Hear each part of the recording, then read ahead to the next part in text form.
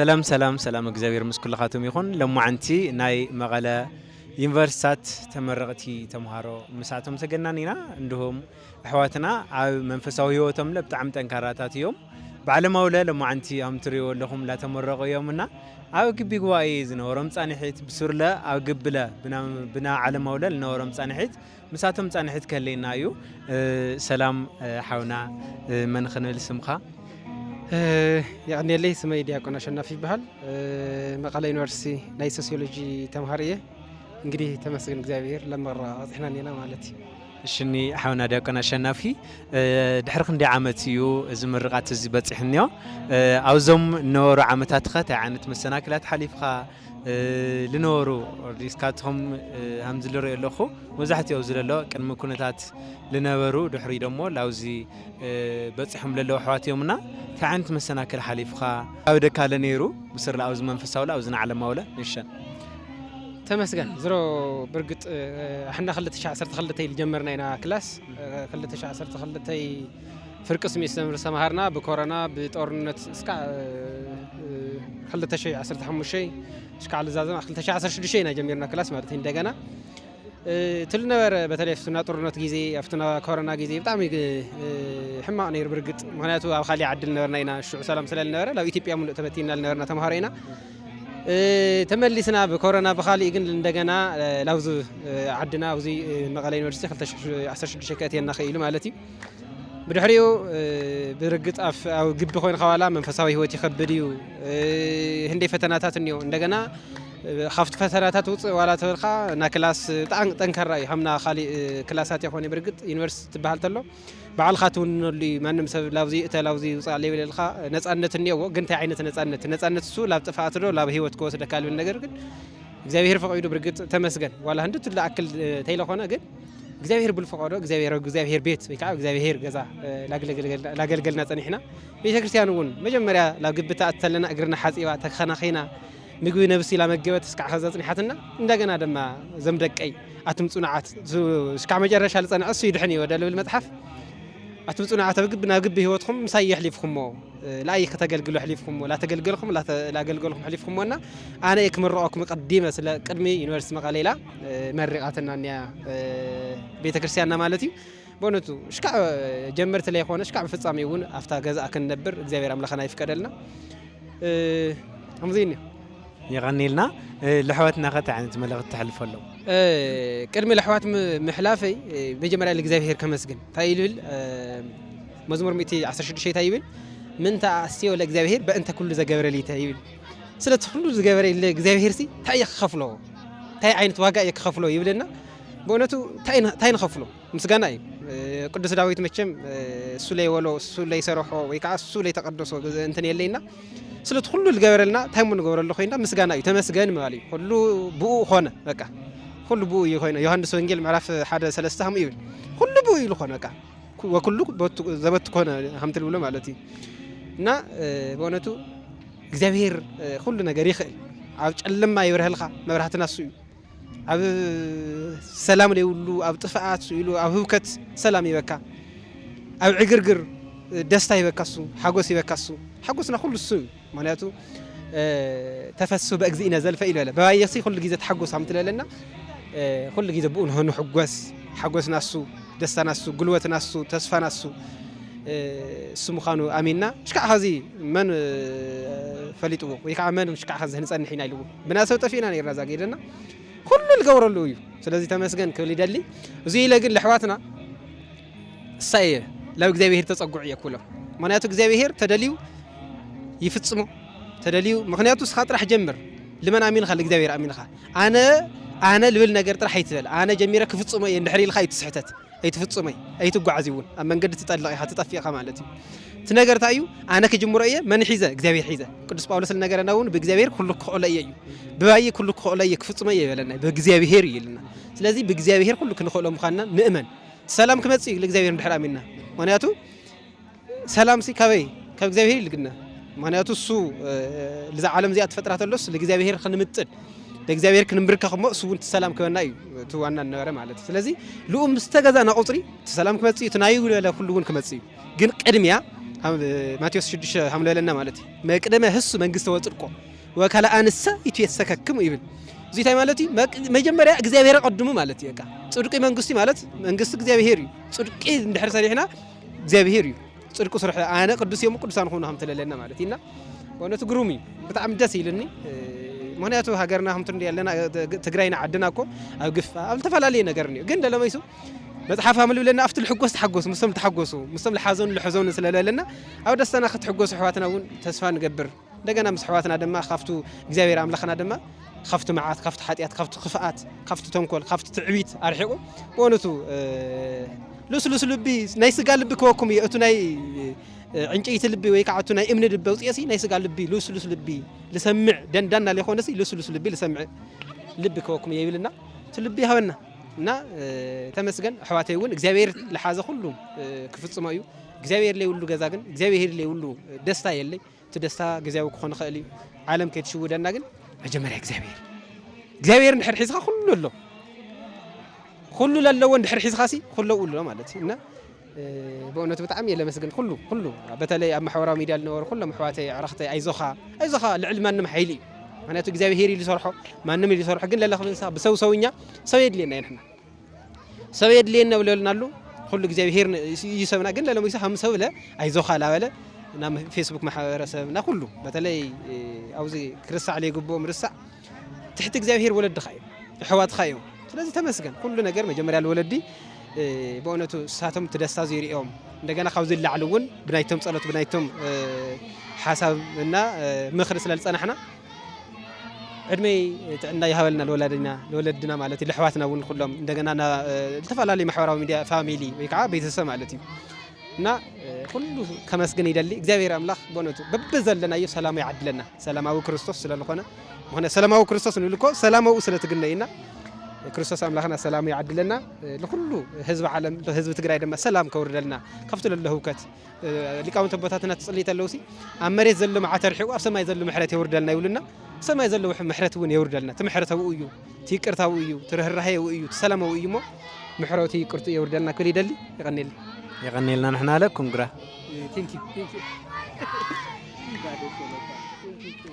ዲያቆን ሳሙኤል ዘራይ ይባል ከብዳይስ ግቢ ጉባኤ ዲያቆን ሳሙኤል ዘራይ እንዳ ኢየሱስ ግቢ ጉባኤ ወይም ደሞ አሪድ ዩኒቨርሲቲ ና ክንዲ ዓመት ተመረቀ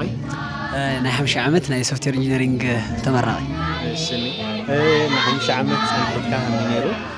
ኣብዛ 50 ዓመት ድኻ ጌርካ ወይስ ቅድሚላ ተማርካ ነይርካ ኢኻ ያው 50 ዓመት ይልባል ግን ካብ ጀሚርና ተፈልጦ ይኹም ዝተፈጠረ ኩነታት ዳርጋ ላብ 7 ዓመት ላክልና ጸኒሕና ዝኹላይ ብተስፋ መቁራጽ ከንበጽሕና እስካዕ ትምህርቲ ምሕዳግ ገለት ንበጽሕት ኣለና ነገር ግን ሓንቲ ተስፋ ኮይናትና ያው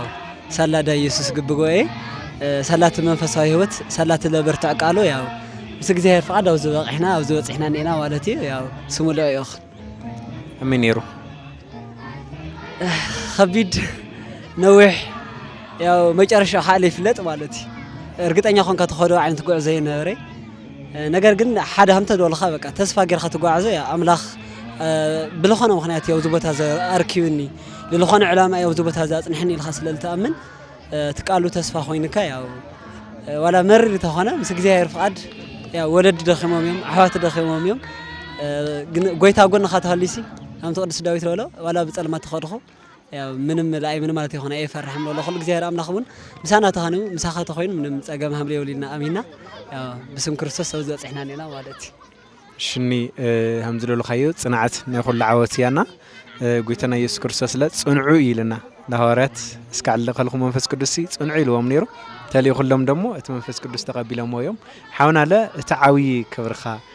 ተቀቢልካ ኢኻ ብናይ ቤተ ክርስቲያንና ለለሽ ሽልማት ነው ይልካ ከመይተ ሪኻ ሽልማት ያው ፍልጥ እዩ ማለት ናይ ቤተ ክርስቲያን ካወደኻ ከምዛ ዓይነት ስጠታት ተባሃካተሎ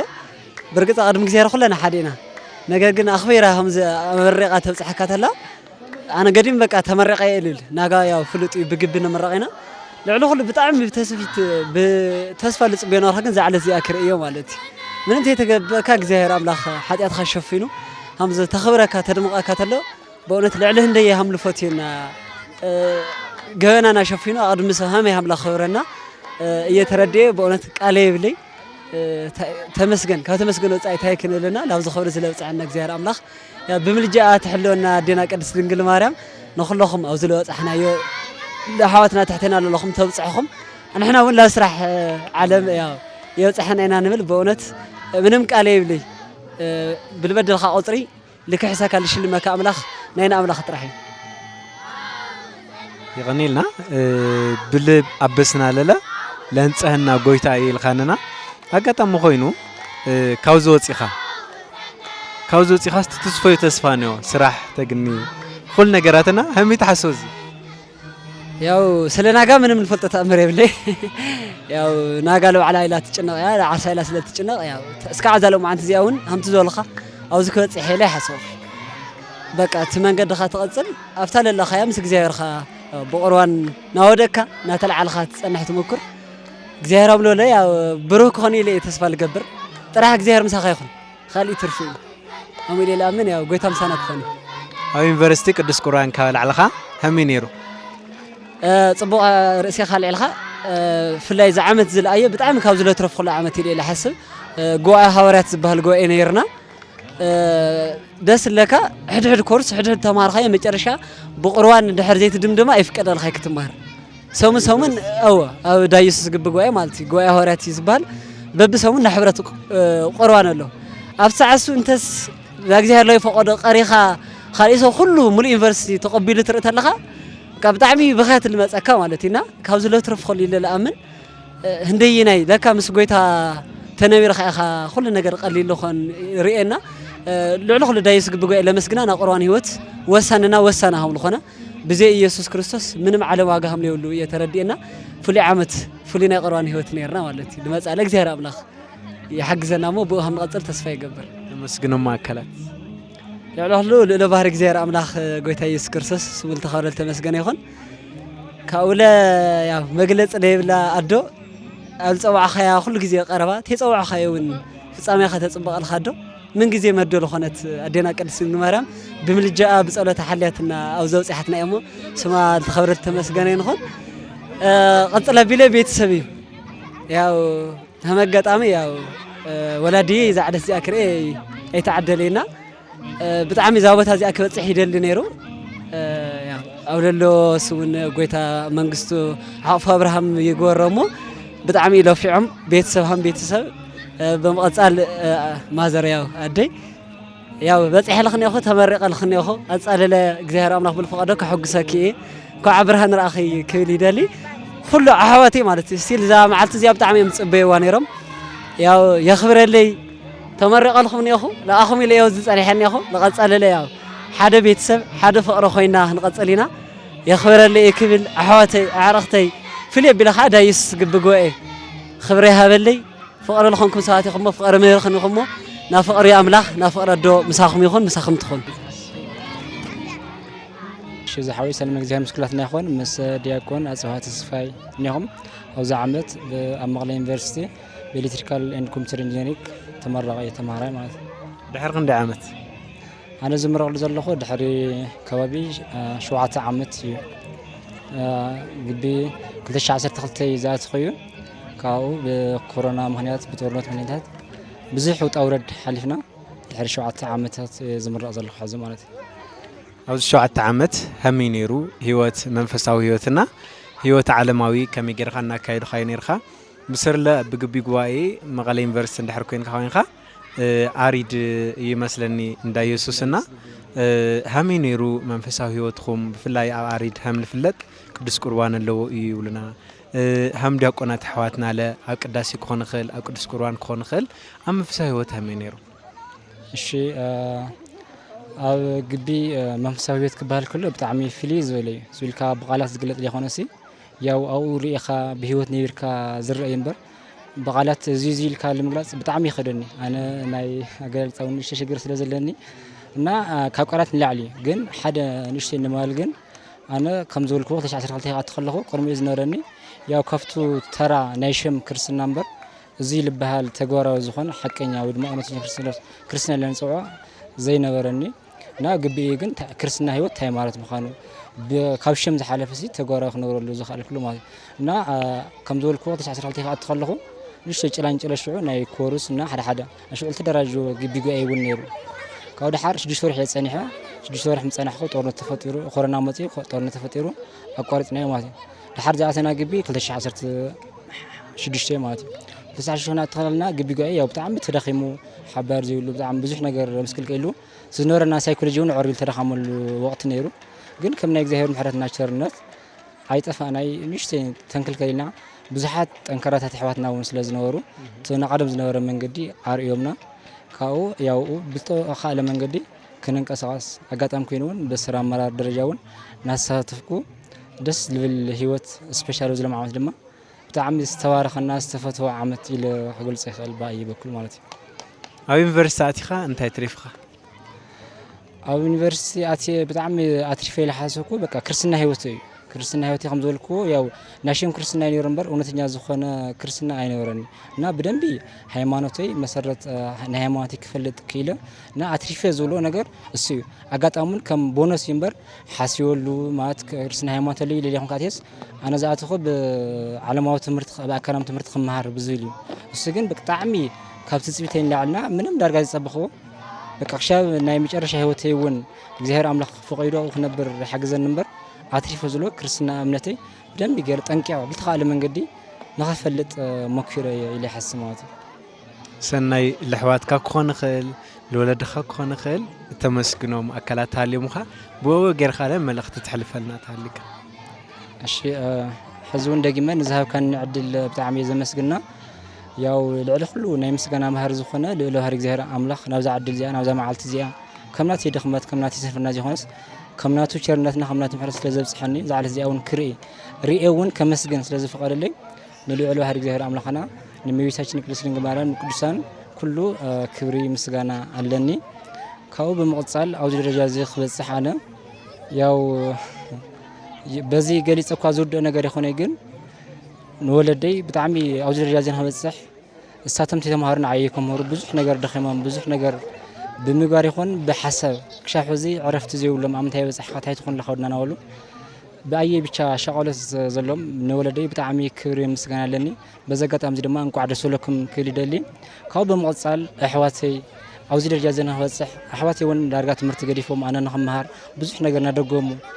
ከም ንፈልጦ ብዙሕ ልዕሊ 7 ዓመት ሃረር ናበሉ በቃ እዚ ደረጃ እዚ ንክበፅሕ ናፀበዩ ነይሮምና እንኳዕ ደስ በለኩም ክሎም ይደሊ ንዞም ዝፈቶም ኣሕዋተይ እና ኣባየ ህይወት ብዙሕ ሰብ ተሳቲፉ ኣሕዋተይ ኣዝማዳተይ እና ኣዕርኽተይ ብጣዕሚ ብዙሕ ኣብ ግቢ ጎይ ልፈልጥኩም ብጣዕሚ ፍቑራት ኣሕዋት ኣብ ግቢ ጎይ ንኽነብር እታ ግቢ ጎያት ፈሊጠ ክርስትና ህይወት ብደንቢ ንክመሃር ዝገበሩኒ ኣሕዋት እውን ኣብዚ ደረጃ ዝበፅሕ ኣለኹሞ እንኳዕ ደስ በለኩም ክብል ይደሊ ንኣሓትኩም ስርጉት ሚድያ ተዘጋጊየ እውን ናተይ እንኳዕ ደስ በለካ ብማል እና ሓሳበይ ንክገልጽ ስለ ዕድል ሃብኩምኒ ኣዝየ ይፈተኩም ካብዚ ላዕሊ ድማ በርቲዕኹም ስፔሻሊ እዚ ናይ ክርስትና ሃይማኖት ንክስፍሕፋሕ ኣብዚ ሕዚ ናይ ዲጂታል ዓለም ስለ ዝኾነ በዚ ዲጂታል ዓለም ድማ ብጣዕሚ ንጥፋትን ነቲ ዘሎ ግዚኡ ዝመጠነ ኣካይዳ ከምዚ ሃዋርያ ቅዱስ ጳውሎስ ዝብሎ ግዚኡስ ሓልዎ ወይ ድማ ተጠንቀቕዎ ፍለጥዎ ዝብሎ እቲ ግዚኡ ተረዲእኹም ነቲ ምእመን ብሚድያ ይኹን ብዝተፈላለዩ ስብከተ ወንጌል ንክትበፅሕ ስለ ትገብርሎም ልዑል ምስጋና ኣለኒ የኽብረለይ ይቐኒልና ንሕና ለ ኮንግራጁሌሽን ሰላም እግዚአብሔር ምሳኺ ይኹን መን ክብል ስምኺ ኣብ ምንታይ ዩኒቨርሲቲ ተመሪቕኺ ክንደይ ዓመትኸ ጌርኺ ሰላም እግዚአብሔር ምስኹለና ይኹን ስመይ ርግወይ ይበሃል ተመረቕልኩ ዩኒቨርሲቲ መቐለ ዩኒቨርሲቲ እዩ 5 ዓመት እና ብኤሌክትሪካል ኢንጂነሪንግ ዋው ደስ በሃሊ ኣብ 5 ዓመት ብቻ ድኽ ጌርኺ ካብቲ ኣቲ ወይስ ቅድሚኡ ኣቲኸ ነርኪ ኢኺ ኣብዞም ዓመታት እዚኣቶም ኸ እንታይ ዓይነት ውጣ ውረድ ኣሕሊፍኺ ያው ኣሕና 5 ዓመት ድክበሃል 7 ዓመት ወሎ ቅድሚ ኩነታት ለኣተና ኢና እና ክሕለፍ ኢለ ይበሃል ግዜ ምስ እግዚአብሔር ሓይሊ ሓሊፍና ናብዚ ደረጃ ናብዚ ዕለት ዝበፅሕና ኒና ያው ውጣ ውረድ ኣሎ እዩ ኣብ ተምሃራይ ዩኒቨርሲቲ ኮይንካ ብዙሕ ውጣ ውረድ እኒኦ ብልክዕ ለለ ምስ ኩለና ተምሃራይ ዩኒቨርሲቲ ብዝኣጋጢሙ ዝነበረ ችግር ብዙሕ ፈተናታት ኣቲና ኢና እና ምስ እግዚአብሔር ኩሉ ሓሊፍና ናብዚ ዕለት ዝበፅሕና ኒና ኣብ ዩኒቨርሲቲ እናተማሃርኹምና ኣለኹም መብዛሕትኡ ግዜ መንፈሳዊትኺ ኣብ ምንታይ ዕብይኺ ኢኻ ኣብ ዩኒቨርሲቲ ወይስ ቅድሚ ዩኒቨርሲቲ ለ መንፈሳዊት ነርኪ قدمي يونيفرسيتي لا توصل نلتيرنا بالبلد نحنا قب قوائي دايسس بتعني المنفسها هيوتنا الكعبي بتعني كل حاجة زنا نا قوائيو إننا بسم زجاهير يغني لنا نقب قوائينا إننا بتعني صبق كزينيرو يغني لنا كل فوت نمان ديو أو سمون سيل ندايس قب قوائي كدس قرآن يروي لما همي نيرو نايخم تساتفونا ناي كدس قرآن هيوتكم كون خيل بسر لمنفسها هيوتكم همي نيرو بتعني صبق نيرو بقى بس من قدي لا يومان من قدي كنا راح يقورنا نيرو إن دس لبنا قبقوا إيه تمرتنيو بسنة سرعات مات تمرتنا مس منفسها هيوتنا تأميرنا بحاجة بقتل ولا من قد اللي كنا قاعد بتعني محكسنا نيرو إن بتعني لابس جاهرنا لا كنا قرر كل حاجة زنا قبقوا إيه حدا بتعني عوي استواء الكارلنا أيوه بزحت حواتخي أترف خلده ويس سين خلو جبي خنول خلنا مزحت جزي بزح سبلل جبي قواي جبي آتيخا تبلاش خيولينا جبي آتيلا لبلاشنا جبي آتيلا ثاني الوقت إني بمنفسه يتكون خل بعلمه يتكون خلنا همي أجن خياو تنيو مات وانا نجرنا على الخاوساني ديو قبعاتي خات بلاش مالت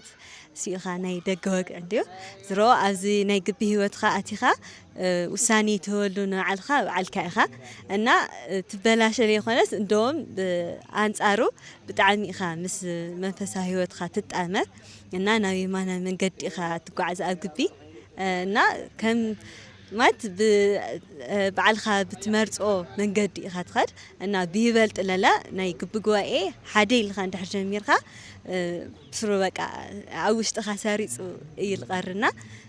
تخكل يخوني قبلاتي خبلي بلاش يخوني دوم بأنصارو كاد منفس خساري خانو عرس خا جزء خا كتخيل كابل قبل خا حدا ناي قبقوا إيه نا تأتي مات حدشتي تمهارو ما تخلو قطتا قبقواي تساتف كونو كحبرم فوتي يغني لنا ملغت تحلفيو اندوم تمسجن يا اكل تحليكي ادي لخاكي اسغاوير يمسكن نازم عالت لاصحنا نولدنا نخلو بقى اسغاوير يمسكن كاز علي ياكل يغني لنا كونغراتيليشن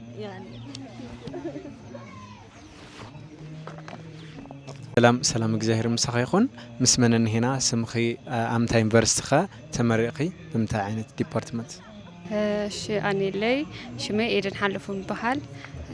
ተምሃሮ ሁሉ ግቢ ኣሪድ ብማቴማቲክስ ኣፕላይድ ማቴማቲክስ ዲፓርትመንት ማለት ከመይ ነይሩ እንደ ዓመት ከገርኺ ኦሬዲ 7 ዓመት ደገርና ብኹነታት ገለገለ ምኽንያት ለኾኑ ሴሚስተራት ሉዝ ገርና ገለ ነርና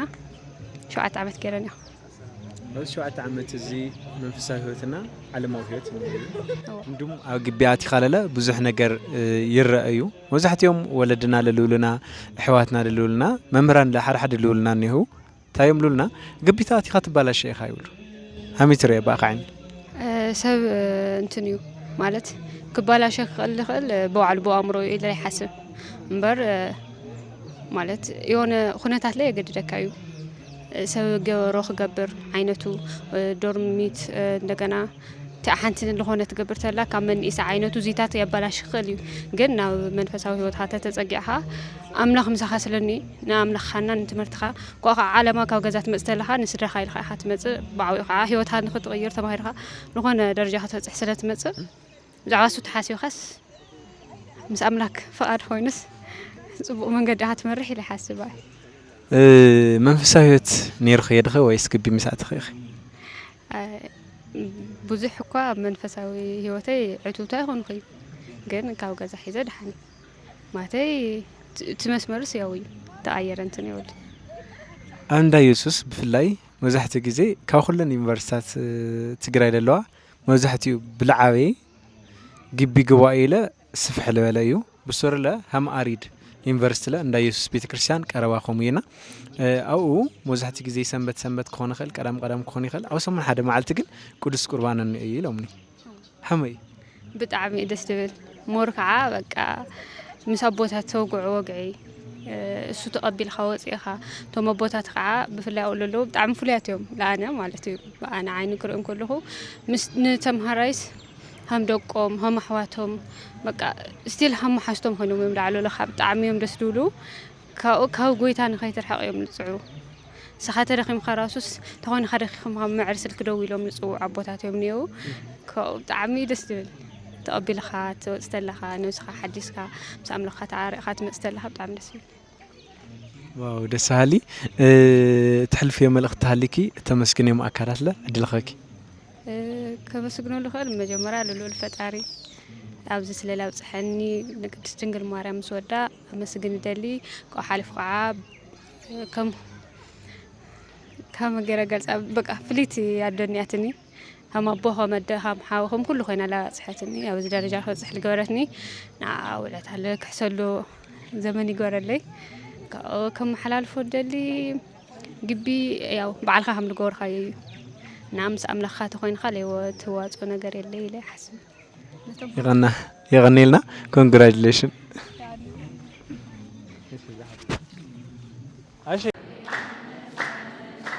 እግዚአብሔር ይመስገን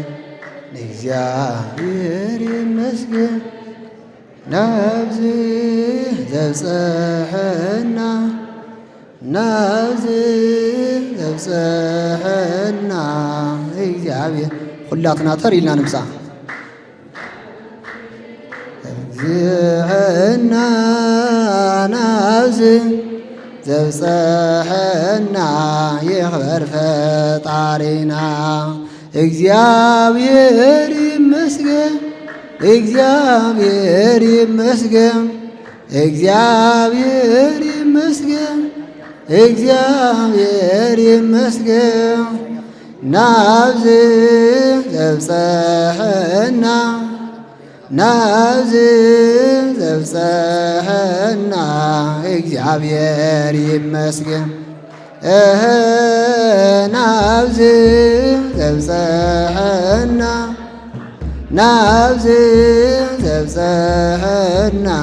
እግዚአብሔር ይመስገን ንስየብሖ ንስየብሖ ለእግዚአብሔር ንስየብሖ ንስየብሖ ለእግዚአብሔር ስቡሕ ዘተሰብሐ ስቡሕ ዘተሰብሐ ስቡሕ ዘተሰብሐ ስቡሕ ዘተሰብሐ ንስየብሖ ንስየብሖ ለእግዚአብሔር ንስየብሖ ተሪልና ኩላትና ስቡሕ ዘተሰብሐ ስቡሕ ዘተሰብሐ ስቡሕ ዘተሰብሐ ስቡሕ ዘተሰብሐ ነመስግኖ ነመስግኖ እግዚአብሔር ናመስግኖ ናመስግኖ እግዚአብሔር ምስጉን እዩ ዝተመስገነ ምስጉን እዩ ዝተመስገነ ምስጉን እዩ ዝተመስገነ ምስጉን እዩ ዝተመስገነ ንስየብሖ ንስየብሖ ሓቢርና ንስየብሖ ንስየብሖ ለእግዚአብሔር ምስጉን ተሰብሃ ስቡሃ ዘተሰብሃ ስቡሃ ዘተሰብሃ ስቡሃ ዘተ ብዚ ጀምራለ ለዘለኹን ተሪና ንስየብሖ ንስየብሖ ለእግዚአብሔር ንስየብሖ ንስየብሖ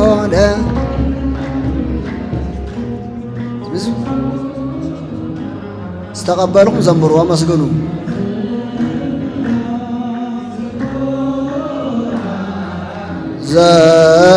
ዘተሰብሃ ስቡሃ ዘተሰብሃ ስቡሃ ዘተሰብሃ ነመስግኖ ነመስግኖ ንእግዚአብሔር ናመስግኖ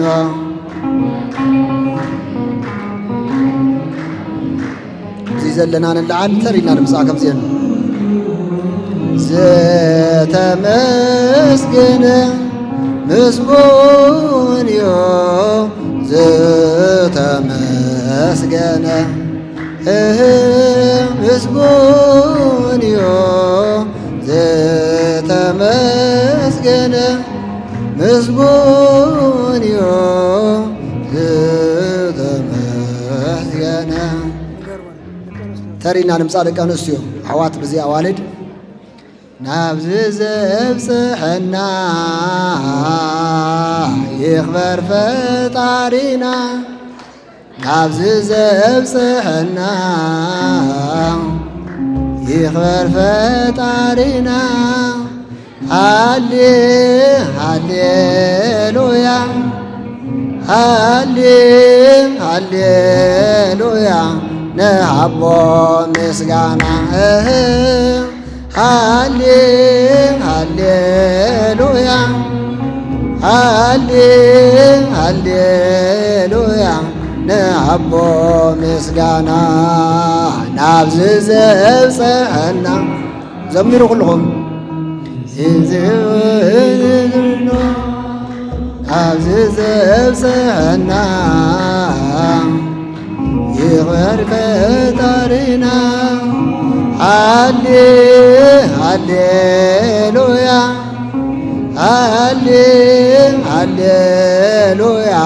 ነሃቦ ምስጋና ሃሌ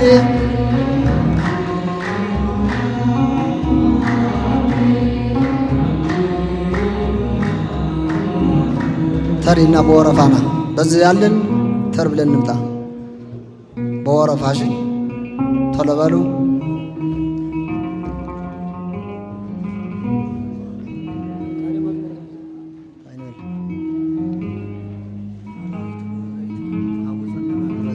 ኖላዊት ጉም ዘይትነውም ኖላዊት ጉም ዘይትነውም ሐውፀነ ሐውፀነ በምሕረት ብዙህ ሐውፀነ ሐውፀነ በምሕረት ብዙህ ሐውፀነ ሐውፀነ በምሕረት ብዙህ ሐውፀነ ሐውፀነ በምሕረት ብዙህ ኖላዊት ጉም ዘይትነውም ዘይበፅሐኩም ንዕልም ዊት ጉም ትነውም ሐውፀነ በምሕረት ብዙህ ሐውፀነ በምሕረት ብዙህ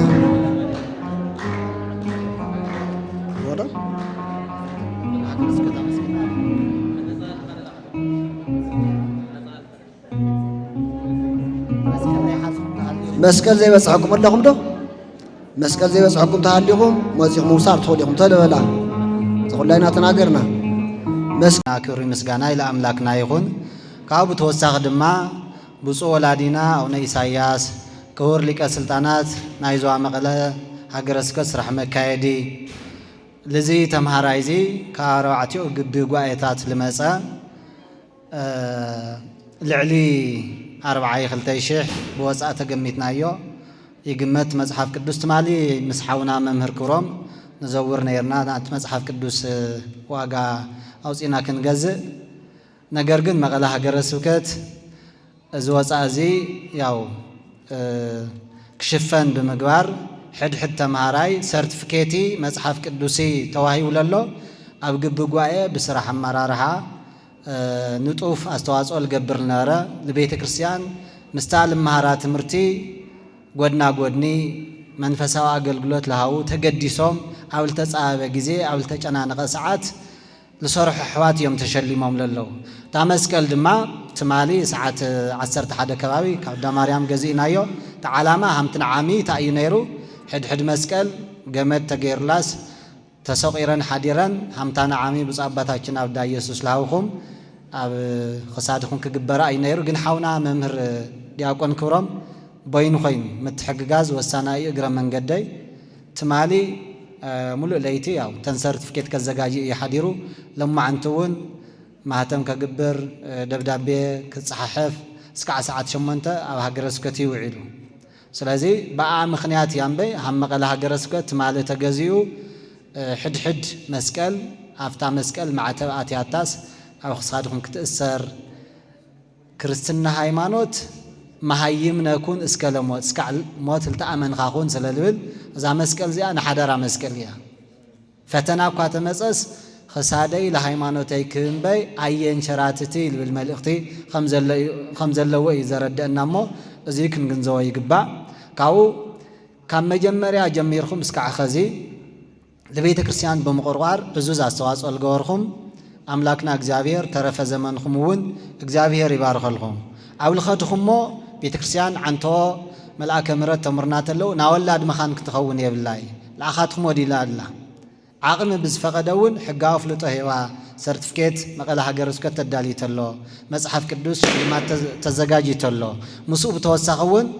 ናይ ቅኔ መምህር ናይ ዜማ መምህር ናይ ቅዳሴ መምህር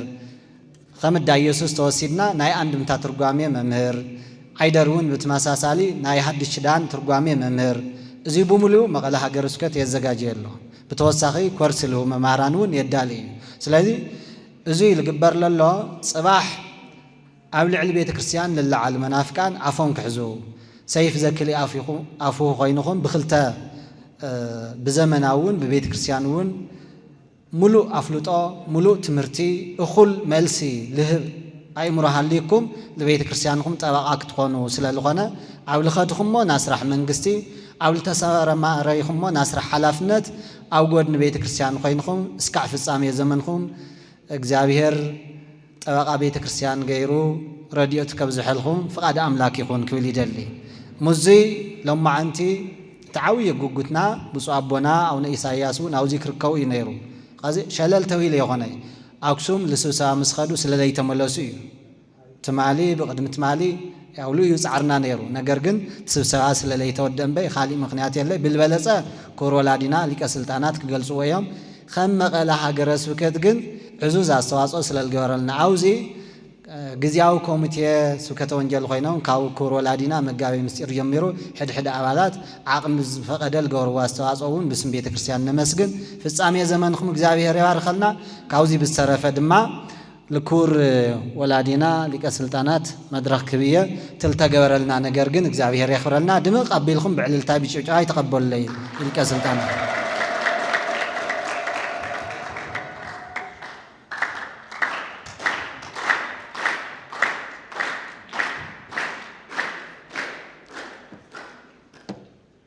በስመ አብ ወወልድ ወመንፈስ ቅዱስ አሃዱ አምላክ ተኸበሩ መጋቢ አእላፍ ተአምራት ታደሰ ናይ ሀገረ ስብከት ቤተ ትምህርት ሰንበት ክፍል ኃላፊ ተኸበሩ መልአከ ምሕረት አባ ወልደ ስላሴ ገብረ ማርያም ናይ ደብረ ሰማዕት ቅዱስ ቂርቆስ ቤተ ክርስቲያን አመሓዳሪ ተኸበርኩም ሰባክያነ ወንጌል ከምኡውን ናይ ግቢ ጉባኤያት ስብከተ ወንጌል ኮሚቴ ጠቕላላ ብዙሕ ግዜ ኣብ ድኻም ጸኒሕኩም እትምን ከም ርሕቐት ኮይና ትረአየኩም ትምነይዋ ንነበረት መዓልቲ ናይ ምርቓት መዓልትኩም ዝበጻሕኩም ተመረቕቲ ከምኡውን ናይ ኣሕዋትኩም ናይ ደቅኹም ምርቓት ክትጽበዩ ነበርኩም ቤተሰብ ደሕና ደው ዒላትኩም እግዚአብሔር አምላክ በጥዕና ሓልዩ እትብፁሕ ውጣ ውረድ ድኻም ኣጽኒዑ ኣኽኢሉ لزانا بركة زيام علتي سلازة صحكم انقع دس بلكم اقعون دس بلنا زام علت زيا كلنا انا ان من نيانيرنا سخمون تمنيوا كم زيلكم تمرقوا تباركوا ولادات بسم እግዚአብሔር تملالسو ስለዝነበርኩም كلنا ان من معلت ايمو هزون انقع بسلام صحنا نبي እግዚአብሔር ቅዱስ ዳዊት ومزمور 129 قصر شمونت باركناكم باسم እግዚአብሔር باركناكم بيت እግዚአብሔር ونابنا እግዚአብሔር ገዛ باركناكم مرقناكم افتخالي زنوركم وزرأكم اتزمهر اتستقمت ايو مرقو سدد نحنا ግን እግዚአብሔር باسم እግዚአብሔር ኣብ ገዛ እግዚአብሔር زبارخكم زلو زمرقكم زلو من قدهم قعزوكم كل التبارخ اخوان እግዚአብሔር እዩ አባና ሓዲሩ ኣብን እናገሮ ቃሉ ስለዝኾነ ቃል ተአማን አምላክ ስለዝኾነ እዞም ደቅኻ ባረኸልና ለዚ ከም ዘብጻሕኻዮም ዘመን ግልጋለቶም እውን ሰላም ኮነሎም ዝብልና ኣብ ዝገዛዚ ዘሎ በረከት باركناكم باسم እግዚአብሔርና باركناكم زلنا باسم እግዚአብሔርና مرقناكم زلنا بارككم زل እግዚአብሔር አምላክ እዩ እና እዚ ይፋላላ ያለው አፍትኻል እዝራእኹምዎ እቲ በዓል ስልጣን በዓልን ኮይኑ እዩ ዝመረቀ ወይ ፍልጦ ዝሃበኩም ንሕና ይኾናን እግዚአብሔር ወኪልና باسم እግዚአብሔር ትምረቀኩም ተለና ደውን باسم እግዚአብሔር ከም ተለቦታት ነዋርያት كيدو أنا مسخاتم كل إيه كم زبالة كلها زون مسدقنا مسحواتنا أب جعزات مرتهم مسخاتم እግዚአብሔር نيرو هزونا بقل قال الزمن كمون እግዚአብሔር مسخاتم كون إنا نمرقكم لنا قدوس باولوس لابناي ቆሮንቶሳት بخال أيملت ምዕራፍ ሸምተ أنقركم أهاوية ጸጋ እግዚአብሔር ዘተውህበ ለቤተ ክርስቲያን أتمحواتي لبيت እግዚአብሔር لتوهاب ጸጋ بركات أنقركم الله لبيت ክርስቲያን توهاب ጸጋ لمن يتوهابن أو جزاء እግዚአብሔር ብዙሕ بركات الله لحزن زرقاقعلو لسآن زرقاقعلو لحاممون محرت زرخبلو بوتا ስለዝኾነ ናይ بركات بوتا እንደለሆነ أنقركم ጸጋ እግዚአብሔር ዘተውህበ ለቤተ ክርስቲያን እዚህ ስለልኾነ ይኻፍት ሓጸሩጂ ካልእ ዝነበረ ካልእ ዝበላኩም እና እግዚአብሔር ቤተ ክርስቲያን ተዋሃበ ጸጋ ለኹሉ ዝኾን ጸጋ ለኹሉ ዝኾን በረከት ካብዚ ወጻኢ ሓዘር ወጻኢ ዝተፈላለየ ተሓሳስባ ዝተፈላለየ ኑረኢ ዘለና ኣብዚ ውሽጢ ቤተ ክርስቲያን ትመጽእ ተለና ግን ለኹሉ ካብ ዝለዓለ በዓል ስልጣን ይኹን ሃፍቲ ይሃልዎ ለቤተ ክርስቲያን ንውሃብ ጸጋ ግን ለኹሉ ማዕረ እዩ እግዚአብሔር አምላክ ለኹሉ ሓደ ስለዝኾነ سجود دموت قرستلو لدأ أجل تبيلو ناي مقمتي ناي موهبي أفعل لا يزيولو إنها لبيت كريستيان صجاج جابير لبيت كريستيان توهابا أنقركم أهوي أنقركم صجاج جابير ذاتوه لبيت كريستيان اسمه مذهب مكاره وهم فد في الصاب لهم بطعم ناي حزن ناي مكاره شجر التلوم تلو بطعم صجان يوم فد في الصاب لهم هفتم صجوا بطعم بزحه أو خالق بسجاو نجار يزحقوس أو زبط هذه جد مكرات تبصح تلون زحقوس سبوتات نهاريات جريفهم مكراو صحهم تصدقوا متلو دسيبلهم أو زبط هذه كوين كاتقبل مكرا لجزاوير الكاتقبل مكرا لجزاوير الكاتقبل فتنا لجزاوير الكاتقلقلو أقلقلت أقال له وبركة له وهفت له ሃፍቲ ሰማያዊ የለዎም ፈድፈተ ፍስሓ ብሎም ተመየብሎም ይልተባሃሉ ኣብ ጥልቕ ዝበለ ዕምቀት ዝነበሩ ከምኡ እኮ ኢልቶም ለለዎም ሰባት ኣብ ገዛኦም ክቕበሉ ኹምስ ዝተመለዩሎም ሰባት ዘክርዎም ዝተባሃለ ገዛ ኣለዎም ነዳያት ዝኣትሉ ኣብዚ ገዛ ዘየብራንዳን በረኻም ተሓደር ሽግር እኳ ትበዝሖም ሃፍታባት መፅቢቶም ብገንዘቦም እምበር ከኣትዎ ዘይኽእሉ ቦታ ስለለለዎም እቶም ሽግረኛታት ኣብ ቦታኦም ክቕበልኹም ሰውዚ ዘለኹ ትሓስብዎም ክትርህርዎም እዩ ዝግበአልኩም ይብል እሞ እዚ ኢሉ ቤተ ክርስቲያንና ዝተዋሃበ ጸጋ هذا وشتكم زلوا بركات أفتعن تواز نبرة تمرقكم له عالماوي نجار بسجاوي نجاريو إذا كنت الغلبة منفساوي نجار إذا سلازقنا ون قدوس مصحف قدوس تويل صحف تم كلهم زوها وش اللي ما تشلمكم ثمانيكم قدوس تويل زبهال نجار جنا يتشلمكم تقدس تمسك القدوسيو تمسحف ون قدوسيو أتوزتوهاكم ورقتون نايك قدوسات نايك قدوس مصحف تصحف له سلازقنا إذا لبيت كريستيان توهاب صقا يمو إذا بركة زي حاويركم كنبر أبواتنا هاريات أبز قدو كله صقا هي وبركاتي وخمس غنا هذون نايك زافير صقا نا بيت كريستيان صقا أواخاتهم كحدر زمن قعزكم صبوك خان سلام خان كلنا حاويرنا نصلي كلنا نجور لنا مو زهر مسخاتهم يكون نامج الرش حساب نبي دالي بعراف حدا قصر 10 شعالتن نغرو وهاهم لأربعة تدجك زيابير طبب وأئمرو ولبنا بكل مصحف ودانيال طبيب بكل رأي وفكار يهل زم سلسته من أسي كم تفلطوهم كم عدهم كبيت سوام زعلم زي سدات فتنا زي في الليو تسمع معي زي نبر عالم سلازخونه تماريخهم بفتنا عدماتهم زغدو بزخونه خوينا جن እግዚአብሔር አምላክ مساعتهم ስለዝነበረ ከምዚ ህዝብ مساقاتهم ኮን نحسب لنا እግዚአብሔር مساعتهم ስለዝነበረ ለተመርባዕተ ሰባት ለአናንያ ለአዛርያ ለሚሳኤል ለዳንኤል ጥበብ አእምሮ ልቡና بكل خون لله مصحفون هواتهم ودانيال دمو رأي حلم مترقام بچن كم سلسب قال حل كامل يتول نافر ان فيلم كان تفلطوا تنبز حجزيه افتو غبيز نورو كل نجار تصور نجار نفلطينا علول نور كلهم منم زي فلطوا اتغزابير زحادرو دانيال جن كل حلم له كل ترجم له استناجر مچم حلم دحرت نجير بزمسل نجار سب كناجر يخلي أبسب زللبي ليتو لوعلو كازير أيوه هاريسنا نيل ترأيو نجار لجيزو دمو أيمرو طفي وزل حلمي እግዚአብሔር አምላክ ገሊጽ ዳንኤል ተነከር ዘሎ حلمي نايم رأي نايم رأيين بعلون رأي رأي سبات زرأي ورأيون نات رأي ترجمون زترجم زم سبات مستوعلن طبابن هيوم እግዚአብሔር አምላክ بزمن كل زنبر أو قدمته عبيين تفرحن زخونا ناو كودنصر بطباب بمستوعل بخبري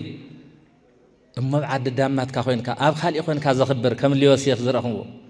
حوات ما ناقيم شيطان لما كرا وصحيت تلتلو እግዚአብሔር ግን ምስትል ተሸጠ ዮሴፍ ስለነበረ ለግብጽ በረከት ኮይኑ ድሕር ጊዜውን ለቡን ለሕዋቱን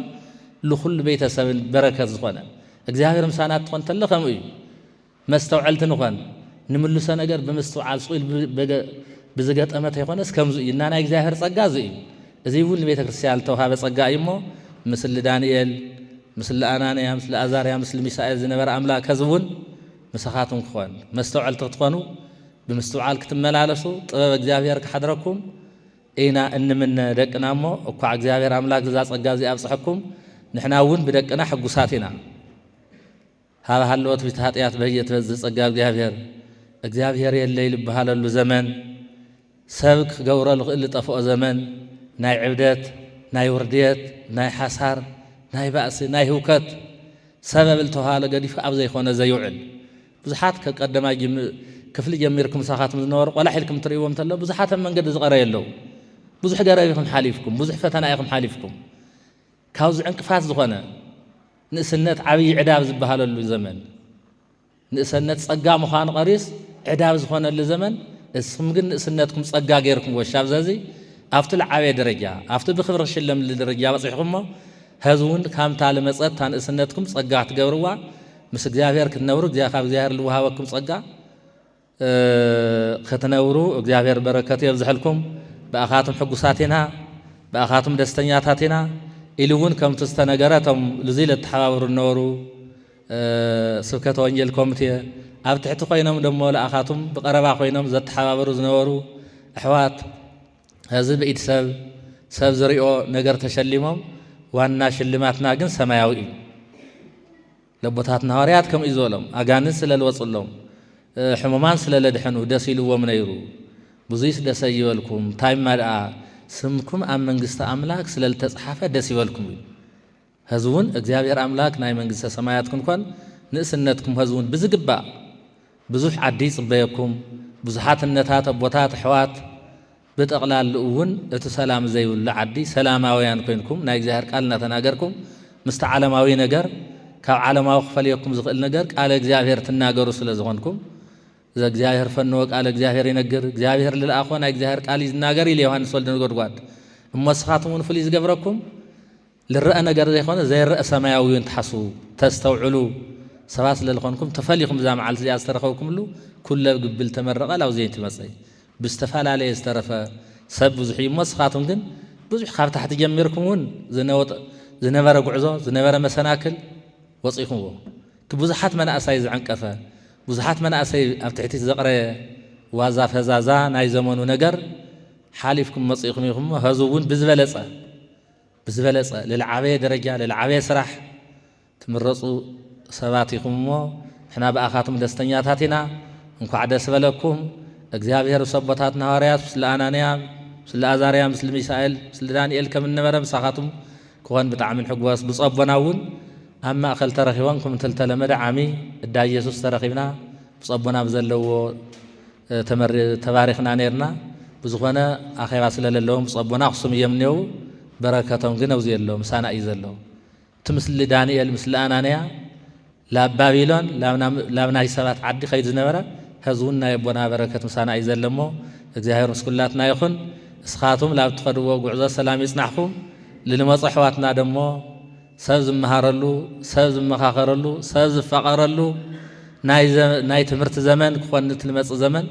እናጸለና ልመፁ ኣሕዋትና እውን ብጸጋ ክንቅበል እስኻቱም ለትሰርሕሉ ተም ልመፁ እውን ንቕበለሉ ምቹው ዝኾነ ዘመን ክኾን ግን ኩልና ክንጽሊ እናተሓሳሰብኩ ልበጽሕና መከራ يأخلكم إلى كل بزغتكم وسنا يصنعكم بركاتنا እግዚአብሔር በረከት ምሳኻቱም ይኾን ለጸሎት ንልዓል አጽመ እግዚኦ ወለቡ ጽራሄ ቃሌ አጽመ እግዚኦ ወለቡ ጽራሄ ክስት ለነ እግዚአብሔር ቅኔ ክስት ለነ እግዚአብሔር ቅኔ ሚስጥረ ሥላሴ ሰናየ ከመ ኢንባ ኩነኔ ክስት ለነ እግዚአብሔር ቅኔ ሚስጥረ ሥላሴ ሰናየ ከመ ኢንባ ኩነኔ አስተርአየ ዮም እምጽርሐ አርያም አዳም አስተርአየ ዮም እምጽርሐ አርያም አዳም ቅድመ ሊቃውንት አበይት ቅኔ ዚአየ ግሩም አስተርአየ ዮም እምጽርሐ አርያም አዳም ቅድመ ሊቃውንት አበይት ቅኔ ዚአየ ግሩም አቅርቢ ለነ እስመ መጻይነ ሀቤኪ አቅርቢ ለነ እስመ መጻይነ ሀቤኪ ጽርሐ አርያም ምስጢረ መለኮት ዘብኪ አቅርቢ ለነ እስመ መጻይነ ሀቤኪ ጽርሐ አርያም ምስጢረ መለኮት ዘብኪ ተማሪ ሕፃን ከጽርሐ አርያም የዋለ ተማሪ ሕፃን ከጽርሐ አርያም የዋለ አይረሳም እስከ መጨረሻ እናቱን መቀሌ አይረሳም እስከ መጨረሻ እናቱን መቀሌ አርድእት ለቅኔ አምላክ ትእዛዛቲሁ ስምዑ ለቅኔ አምላክ ትእዛዛቲሁ ስምዑ አርድእት ዘደብረ ኃይል ገነተ ትባኡ ለቅኔ አምላክ ትእዛዛቲሁ ስምዑ ፍቁራን አሃው ከመ መንግስቱ ትባኡ አምላኪየ አምላኪየ እገይስ ሀቤከ አምላኪየ አምላኪየ እገይስ ሀቤከ በእግረ ቅኔ ጸምዓት ነፍስየ ለከ አብሪሂ ለነ ጽርሐ አርያም ፀሐይ አብሪሂ ለነ ጽርሐ አርያም ፀሐይ ብርሃነ እንተ መላእክት ዘኢዮር ሰማይ አብሪሂ ለነ ጽርሐ አርያም ፀሐይ ብርሃነ እንተ መላእክት ዘኢዮር ሰማይ ኢይቅረበነ ምንተ ጽልመተ ማኒ እኩይ እግዚኦ ሚበዙ እለ ይሳቅዩኒ ብዙሃን ቆሞ ላዕሌየ ብዙሃን ይቤልዋ ለነፍስየ ለኢሳይያስ አምላክ ለገብረ ሥላሴ አምላክ አምላከ ሙሴ ወአሮን ለኢሳይያስ አምላክ አምላከ ሙሴ ወአሮን እምጽርሐ አርያም ዘምሩ ለገብረ ሥላሴ አምላክ አምላከ ሙሴ ወአሮን እምጽርሐ አርያም ዘምሩ እምጽርሐ አርያም ዘምሩ ዝማሬ ሰናየ ወቃለ ምስጢር አእምሩ ዝማሬ ሰናየ ወቃለ ምስጢር አእምሩ እምጽርሐ አርያም አርዲት ለኢሳይያስ አምላክ አምላከ ሙሴ ወአሮን እምጽርሐ አርያም ዘምሩ ለኢሳይያስ አምላክ እምጽርሐ አርያም አምላከ ሙሴ ወአሮን እምጽርሐ አርያም ዘምሩ ዝማሬ ሰናየ ወቃለ ምስጢር አጽኑ ወአዲ አብዙሁ ዘምስለ ምጽዋት ጽድቀ እንተ ቅዱሳን ሰምሩ እንተ ቅዱሳን ሰምሩ እግዚኦ ጸራይኩ ሀቤከ ስምዓኒ ወአጽም ቃለ ስእለትየ ዘጸራይኩ ሀቤከ ተንሥአ ከመ ቅጽበት ቅድመ ሊቃውንት አበይት ቅኔ ዚአየ አንበሳ በአይኑ አምጣነ ነጸረ ጉባኤ እንስሳ ተንሥአ ከመ ቅጽበት እምጽርሐ አርያም ቅድመ ሊቃውንት አበይት ቅኔ ዚአየ አንበሳ በአይኑ አምጣነ ነጸረ ጉባኤ እንስሳ ዘይበሉ ጽድቀ እምጽርሐ አርያም ከኒሳ ሳይረ ሃይማኖት ዘጴጥሮስ ወዘወደሳ ሃይማኖት ወአሚን ሐዊሳ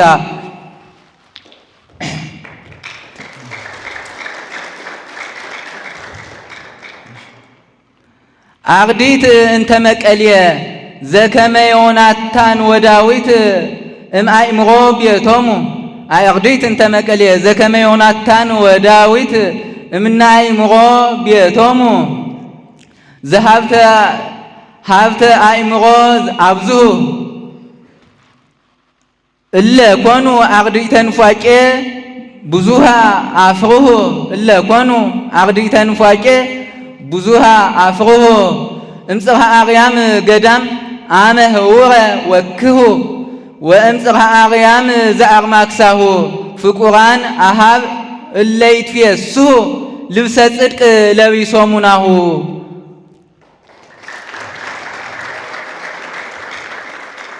ይእዝየ ትስዕሮ ለገብርከ በሰላም እግዚኦ በከመ አዘዝከ ለባሕራን አብየል ዘይኤድም ሚካኤል ንጉሠ አብዝሆት ተልሎ ይጼውኦ ወየሐስሶ ቅድመ ጸር ጦማረ መልእክት ዘወለጠ ቃሎ ባለ ጸጋ ቃየል እስመ የሐስሶ ከመ ይቅትሎ ወጦማሪሂ ስካር እንተሃየሎ አኮኑ አብዝሃ እስትንፋሰ መልአክ ጼትሎ ወጣሞአርኒ መልአክ እንተሃየሎ ኩልክሙ አሕዛብ ጥፍኡ እደዊክሙ ወይብኡ ለእግዚአብሔር በቃለ ትፍሥሕት እምተጋድሎ ገዳም በጊዜ ረከቦ እምተጋድሎ ገዳም በጊዜ ረከቦ ለጊዮርጊስ እምተጋድሎ ገዳም በጊዜ ረከቦ ተጋድሎ ስቃይ ለጊዮርጊስ ዘይልህቅ እምተጋድሎ ገዳም በጊዜ ረኮ ተጋድሎ ስቃይ ለጊዮርጊስ ዘይልህቅ እምነ ቂርቆስ ሕፃን ወእምነ ሰለስቱ ደቂቅ ከዋው እግረ ጊዮርጊስ አኮኑ መብረቅ ተንተነ ለወዲቅ ዋዲ አርገ እምፀ ሃይማኖት ምጡቅ ዋዲ አርገ እምጽርሐ አርያም ምጡቅ ለዓለምሂ ወለዓለመ ዓለም ይመጽእሂ ወይሰርቅ እም ሀገረ ልዳ ምስራቅ ይመጽእሂ ወይሰርቅ እም ሀገረ ልዳ ምስራቅ ነግሃ አሚኖት አምላከ ሙስየ ጊዮርጊስ ፀሐየ ጽድቅ ነግሃ አሚኖት አምላከ ሙስየ ጊዮርጊስ ፀሐየ ጽድቅ ከመ ያብርህ ለነ ብርሃነ መላእክት ከመ ያብርህ ለነ እምጽርሐ ጴጥሮስ ምጡቅ ከመ ያብርህ ለነ እምጽርሐ ጴጥሮስ ምጡቅ ብርሃነ ሃይማኖተ እንተ መላእክት አይጹቅ ወስብሐት ለእግዚአብሔር ወለወላዲቱ ድንግል ወለመስቀሉ ክቡር።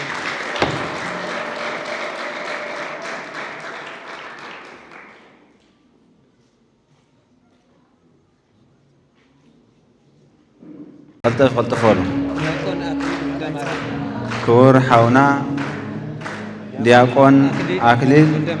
ولد مريم دياقون أكليل ولد مريم دياقون يوناس سيراك دياقون يوناس سيراك دياقون سامويل زرعي دياقون سامويل زرعي دياقون سامويل زرعي ዲያቆን ነጋሲ ገብረ መድህን ካብ እንዳ ኢየሱስ አሪድ ቤተ ክርስቲያን ማለት እዮም እዚኣቶም ተሽዮም ለሎ። እሺ ዲያቆን አጽብሃ ተስፋይ ዲያቆን አጽብሃ ተስፋይ ዲያቆን ሀፍቶም ጸጋይ ዲያቆን ሀፍቶም ጸጋይ ዲያቆን ንጉስ በርሀ ዲያቆን ንጉስ በርሀ ዲያቆን ሰመረ ሕሩይ ዲያቆን ሰመረ ሕሩይ ዲያቆን ልዑል ለገሰ ዲያቆን ልዑል ለገሰ ቀልጥፎሉ ዲያቆን ልዑል ለገሰ ዲያቆን ገብረ ሕይወት ፍስሐ ዲያቆን ገብረ ሕይወት ፍስሐ ዲያቆን ገብረ ሕይወት ፍስሐ هو قلطفሉ ስምኩም ዝፀዋዕኹም قلطፍ ኢልና ንምፃእ ነብዩ ሳሙኤል ነብዩ ሳሙኤል ነብዩ ሳሙኤል قلطفል ሀፍቶም አብርሃ ሀፍቶም አብርሃ ሀፍቶም አብርሃ ደሳለይ ሙሉ ብርሃን ደሳለኝ ሙሉ ብርሃን አምሃ ተኽላይ አምሃ ተኽላይ አምሃ ተኽላይ አምሃ ተኽላይ ካብ ክቡር ወላዲኦም ወላዲና ሊቀ ስልጣናት ኢድዮም ናይ ምስጋና ወረቐት ናይ ሃገረ ስብከት ማህተም ዝዓረፎ ናይ ኮስራሕ መካየዲ ማህተም ለለዎ ኢኹም ሽልማት ዝሽለሙ ለለዉ ዲያቆን ሙሉ ብርሃን ዲያቆን ሙሉ ብርሃን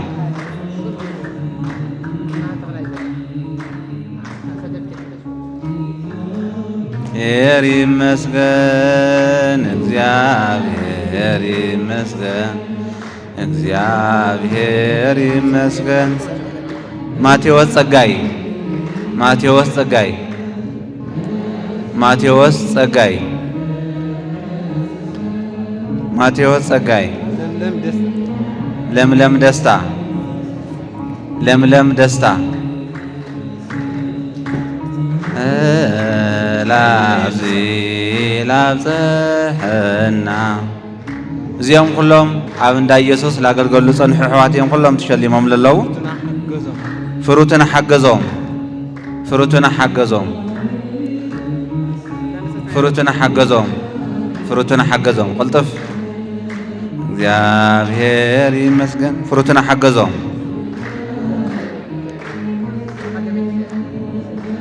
ብርኽቲ ሙላው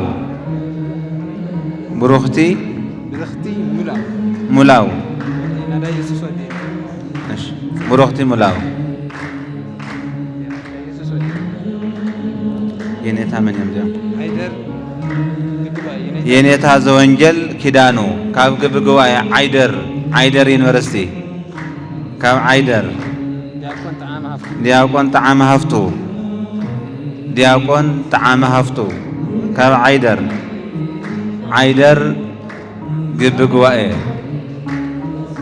ግብግባኤ ዲያቆን ሞጎስ መብራህቱ ካብ ዓይደር ዲያቆን ሞጎስ መብራህቱ ዲያቆን በርሀ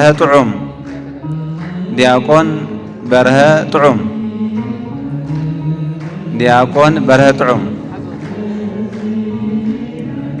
ጎይቶኦም መረሳ ካብ ዓይደር ጎይቶኦም መረሳ ሕለፍ ዶክተር ሮማን ባልጋ ካብ ዓይደር ሕለፍ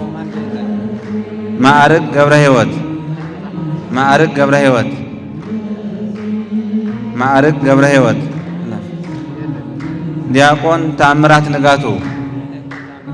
ዲያቆን ተአምራት ንጋቱ ካብ ዓይደር ግብግባኤ ኢና ንጽውዕ ዘለና ዲያቆን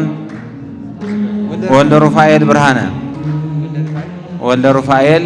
ብርሃነ ሜሮን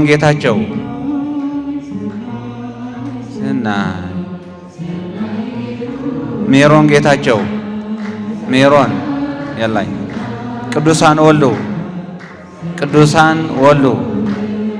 ቅዱሳን ወሉ ካብ ዓይደር ቅዱሳን ወሉ ካብ ዓዲ ሓቂ ግብግባኤ ጽርሐ አርያም ቅዱስ ገብርኤል ማለት እዩ። እዚ ዓዲ ሓቂ ዲያቆን ጸጋይ ሰብሃቱ ዲያቆን አሸናፊ ሙላት ስራሕ አመራርሓ ነበሩ ብጣዕሚ ጽቡቕ ለተሓዋውሩ ዝነበሩ ኣሕዋትና እዮም እዚኣቶም። ዲያቆን ሓጎስ ሃይላይ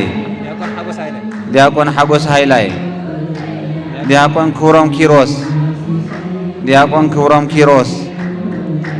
ዲያቆን ግርማይ ሃይላይ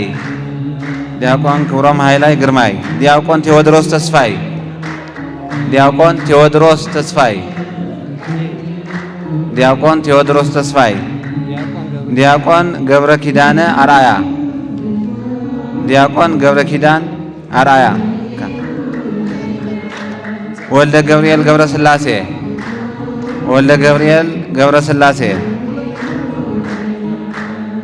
ወልደ ገብርኤል ገብረ ስላሴ ሰሎሞን ንጋቱ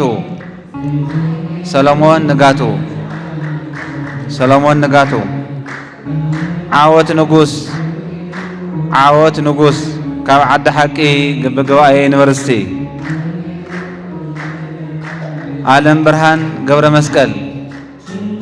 ዓለም ብርሃን ገብረ መስቀል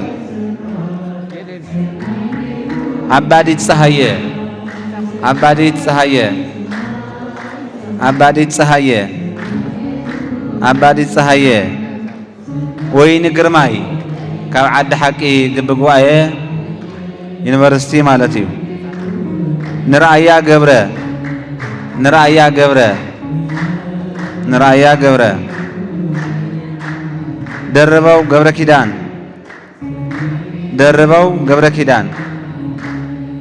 ደርበው ገብረ ኪዳን ካብ ዓዲ ሓቂ ግብግባኤ ማለት እዩ።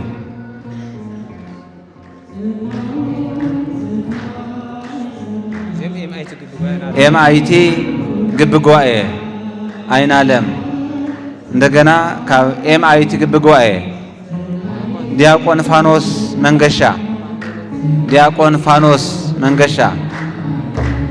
ፋኖስ ፕሮግራም ልነርሕ ሓውና ማለት እዩ። ዲያቆን ዳዊት አገተ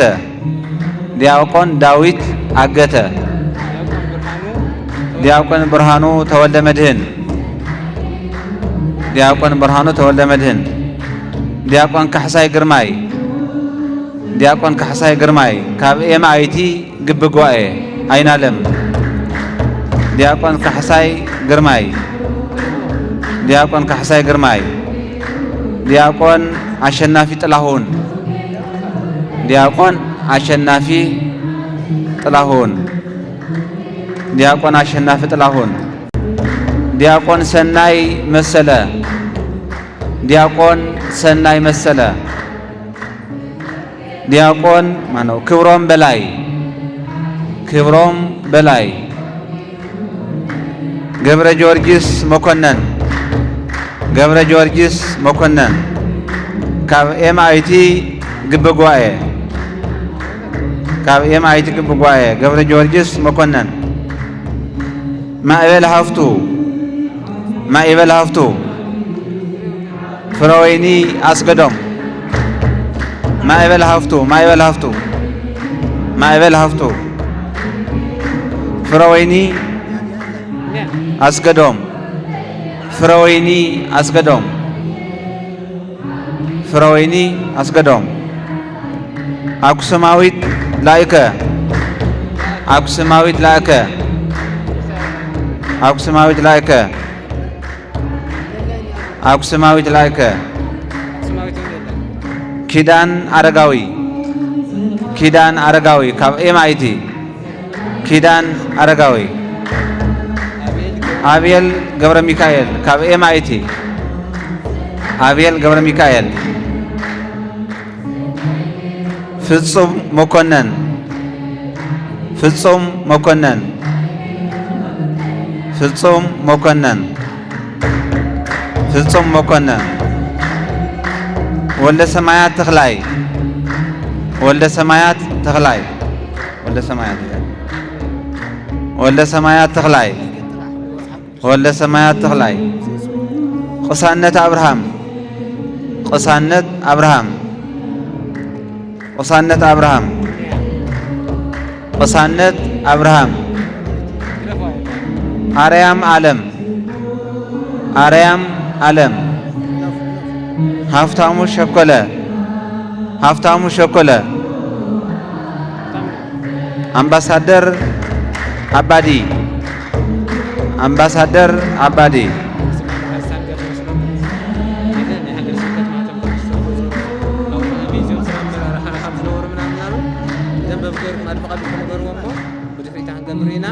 ዛብ ሕድ ሕድ ሰብ ክንወርድ ኢና ማለት